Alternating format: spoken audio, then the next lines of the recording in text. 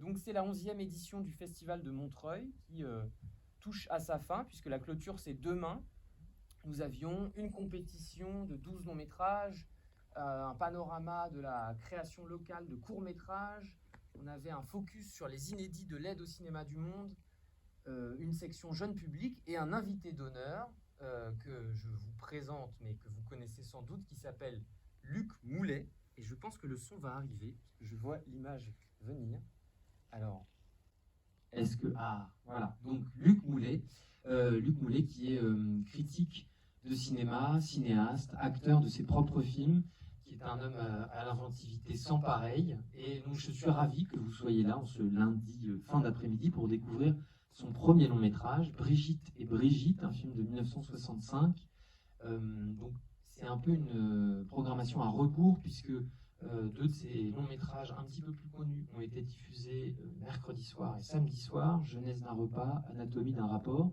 Là, on est dans son œuvre de pure fiction, dans une tradition voilà, des films et des cinéastes, des premiers films des cinéastes de la nouvelle vague de l'époque. Et donc, à cette première échappée dans Paris de ces deux jeunes femmes qui se ressemblent en beaucoup de points, succédera Les Contrebandières, un film que nous présenterons demain à 18h, et en présence cette fois-ci de Luc Moulet, qui du coup n'est pas là aujourd'hui. Il avait prévenu qu'il ne serait pas là, il est lui-même en train d'assister à la projection du film de Ken Loach, puisque les cinéastes s'apprécient également entre eux, et donc il ne pouvait pas être là aujourd'hui, mais sera là demain. Alors, pour pallier son absence, j'ai décidé de vous lire quelques passages succincts de son autobiographie, intitulée Mémoire d'une savonnette indocile, où il revient sur la réalisation de Brigitte et Brigitte. Alors, je démarre.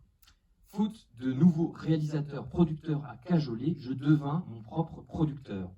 Contrairement aux idées reçues, pour un cinéaste, devenir producteur, c'est un point de départ et pas du tout le sommet de la réussite.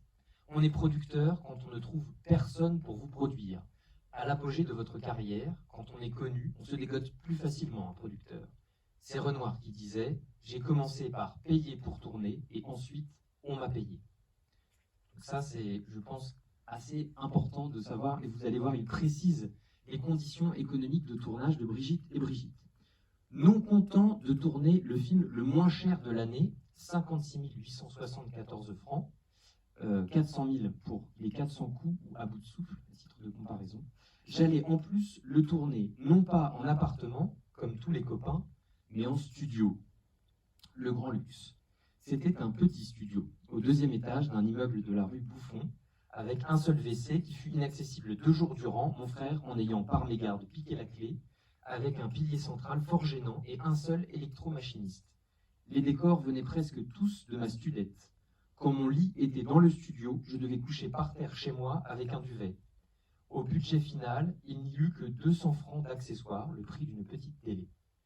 Lorsque le champ filmé était vaste, par exemple un amphi en Sorbonne, on restait en plan très serré sur les 2 actrices et leurs bancs, comme chez Edgar G. Ulmer. Mon décorateur, Bernard Pinon, fit des merveilles. Le tournage, c'était du 12h-20h pour ne pas payer le repas de midi aux collaborateurs. Ah, les délicieux steaks de 11h. Le tournage se déroula dans une bonne ambiance avec Françoise Vatel, bien sûr, et Colette Descombes, vue dans les nymphètes de Zaphiratos au ciné-sexy de l'époque, le midi-minuit sur les grands boulevards. J'y avais aussi découvert Françoise, héroïne des premiers outrages de Gourguet, et Monique Thirier, la star de L'Enfer sur la plage de Benazéraf, qui devint celle des Contrebandières, que vous verrez demain. Il y avait aussi, je me répète, Claude Melki, encore peu connu, mais qui était le meilleur acteur de l'époque, omniprésent chez son Pygmalion, Jean-Daniel Paulet. Il changeait son texte à chaque prise, ainsi que ses gestes et déplacements, fureur de la script. Une figure prolétarienne et maghrébine, valorisée par une invention permanente et un comique sans emprunt aucun. Brigitte et Brigitte s'est tournée de façon très libre. On était allé un jour filmer dans un amphi de la Sorbonne, sans demander d'autorisation, durant la pause entre 2 profs de 10h57 à 11h03. Je suis allé m'asseoir en chaire, débitant un texte riche en âneries universitaires, tandis qu'au balcon, mon opérateur filmait mes actrices en premier plan, avec moi en fond de champ, suivant des instructions que j'avais données au préalable, sans que personne ne s'aperçoive qu'on tournait. Je fus intercepté à la sortie, mais le plan était dans la boîte. Pour tous les extérieurs, jamais nous ne demandâmes d'autorisation. Je crois que vous commencez à saisir un petit peu l'ambiance du tournage de Brigitte et Brigitte. Et si vous êtes d'accord, je vous lis un dernier extrait, pas très long, ensuite je vous laisse avec le film. Pour revenir aux chiffres, vous avez eu les chiffres du budget du film, je vais vous donner les chiffres du box-office de Brigitte et Brigitte. Ce fut un succès commercial, 29 084 entrées en France, dont 18 861 à Paris grâce à l'aide des cahiers du cinéma. Mieux que Porgy and Bess, un record que 53 ans après, je n'ai jamais battu. Ce qui explique aussi peut-être voilà, que vous êtes 1, 2, 3, 4, 5, 6, 7, 8, 9, 10, 11, 12, ce qui est pas mal, compte tenu du nombre global des entrées de ce film. Un succès non pas tellement en soi, la Grande Vadrouille allait toucher 17 millions de spectateurs, mais lié au faible coût du film. 122 000 francs de recettes nettes pour 56 000 de coûts.